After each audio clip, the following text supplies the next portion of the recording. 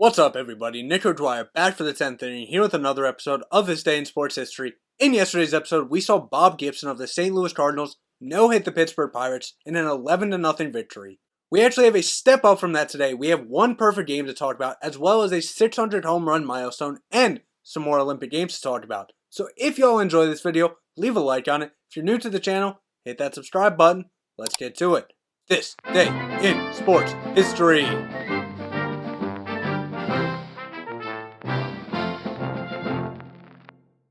We'll start out today in 1903 in rugby, and New Zealand's All Blacks would play their first ever Test rugby match against Australia's Wallabies, and New Zealand would end up winning 22-3.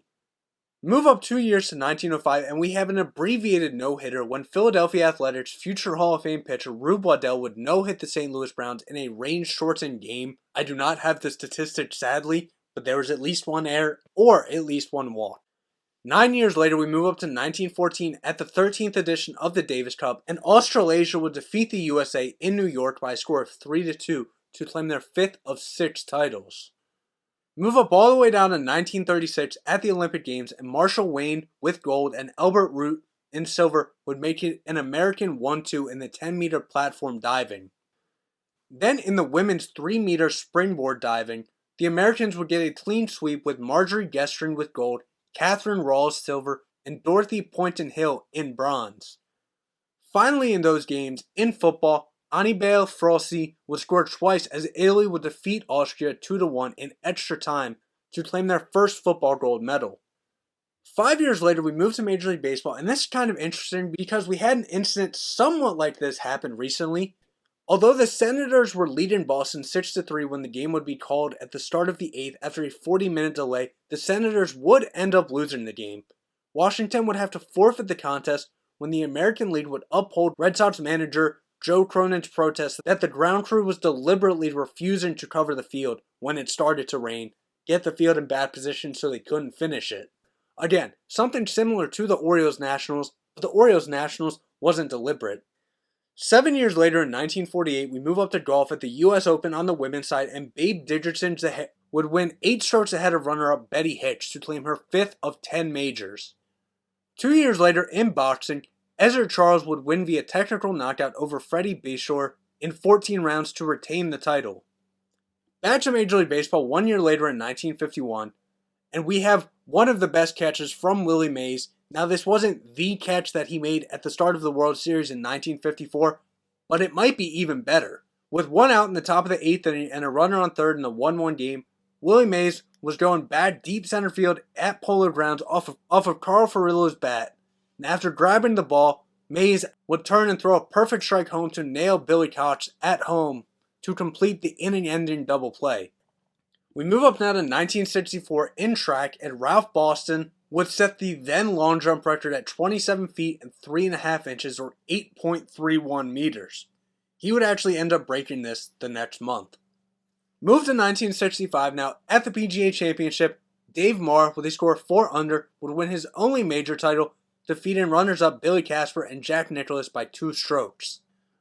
Stay in 1965, and we have the first Japanese Major League pitcher. Now this wasn't his first game in the MLB, but this would be his first start in the MLB, and he would start in a 15-9 Giants win over the Phillies, and he would throw 2 1/3 inning, allowing 4 hits and 3 earned runs with 4 strikeouts. Move up 1 year to boxing in 1966, and Jose Torres would defeat Eddie Cotton via points to retain the WBC/WBA light heavyweight title. In 1971, Charles Lismont would win the Helsinki Marathon at a time of 2 hours, 13 minutes, 9 seconds. Stay in 71, but move over to the Formula One World Drivers' Championship, and despite crashing out on lap 36, Jackie Stewart would clinch his 2nd championship at the Austrian Grand Prix. Now we have a world record to get into in 1989 in the 200-meter freestyle, and Giorgio Lamberti would swim it in 1 minute 46.69 seconds, and this would be a record held for just under 10 years until 1999. Back to Major League Baseball in 1990, and Phillies pitcher Terry Mulholland would face only 27 hitters in a no-hitter against the Giants in a 6-0 victory, as a double play would erase the only batter to reach base. The only batter to reach base, though, was due to an error, so he could have had a perfect game, bet he was upset, but on the day, 9 innings pitched, 8 strikeouts. Still good, but I bet he wished he could have gotten that perfect game.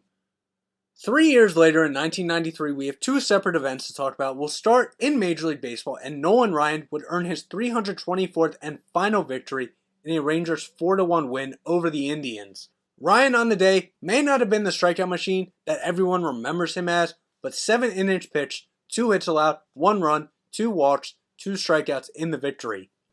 Then in the 75th edition of the PGA Championship, Paul Azinger, with a score of 12 under, would win his first major title after a playoff with Greg Norman. Stick with the PGA Championship in 1999, Tiger Woods, with a score of 11 under, would win his second of 15 majors, 1 stroke ahead of runner-up Sergio Garcia. And 5 years later in 2004, we're staying with the PGA Championship once again, and Vijay Singh at 8 under would win his second championship after a playoff with Chris DeMarco and Justin Leonard to win his third and final major. Move from golf to swimming at the Athens Olympics, and the South African 4x100 meter freestyle relay team would set a world record of 3 minutes 13.17 seconds, one that would stand for 2 years, winning the gold medal. Back to the PGA Championship in 2005, Phil Mickelson with a score of 4 under would win 1 stroke ahead of runners-up Steve Elkington and Thomas Bjorn to win his second of 5 majors. Go to the Beijing Olympics now in 2008, and we have numerous events to talk about. We will start in swimming, when German Britta Steffen, with a time of 53.12 seconds, would defeat Libby Trickett by just 0.04 seconds to win the gold in the 100-meter freestyle. Then in the 100-meter breaststroke on the women's side, America Rebecca Soni would swim a world record 2 minutes 20.22 seconds in the 200 to win the gold, and this would be a record held for 1 year. Now we go to the 200-meter backstroke on the men's side, and there would be an American 1-2 with Ryan Lochte swimming a world record 1 minute 53.94 seconds to win gold. Besting teammate Aaron Pearsall, who would get silver, but Pearsall would get the record back next year, and he actually still currently owns the record. Now we go to Michael Phelps in 2008, and Phelps would win the 200-meter individual medley for his 6th gold medal at those games in a world record time of 1 minute 54.23 seconds. Finally at those Olympics, in gymnastics, despite China winning the women's gymnastics team all-around gold medal, Americans Nastia Liukin and Shawn Johnson would go 1-2 in the individual all-around. Move up 1 year, and where many of these records are being broken, the 12th Athletics World Championships would open in Berlin, Germany. 1 year later in 2010 at the PGA Championship, Martin Kaymer at 11 under would win his first of 2 majors by 1 stroke after a 3-hole aggregate playoff with Bubba Watson. Move to Major League Baseball now in 2011, and Jim Thome would become only the 8th player to reach the 600 career home run milestone when he would hit a 2-run home run in the 6th inning for .599, followed by a 3-run home run in the 7th inning for number 600. And speaking of milestones like that, we move up 1 year later, and Seattle Mariners' Felix Hernandez would become the 23rd pitcher to throw a perfect game in Seattle's 1-0 victory over Tampa Bay. Oddly enough though, this would be the 3rd perfect game of the year, joining Philip Humber of the White Sox and Matt Cain of the Giants. This would be the first perfect game in franchise history and the 4th no-hitter in Mariners history. But Felix on the day, 9 innings pitched, 12 strikeouts, and this would be the most recent perfect game in MLB history. We end today's video off in 2016 at the Olympics with 3 separate events. First, in the women's hammer throw, Anita Waldersick of Poland would set a world record 82.29 meters to win the hammer throw gold, and she would end up breaking this 1 month later, and that would be a record that still stands today. Then in the men's pole vault, Thiago Braz da Silva of Brazil would set an Olympic record 6.03 meters to win the gold. Finally, in the women's 400 meter, Shawnee Miller of the Bahamas would defeat runner-up and 6-time gold medalist Allison Felix by just 0.07 seconds for a time of 49.44 seconds.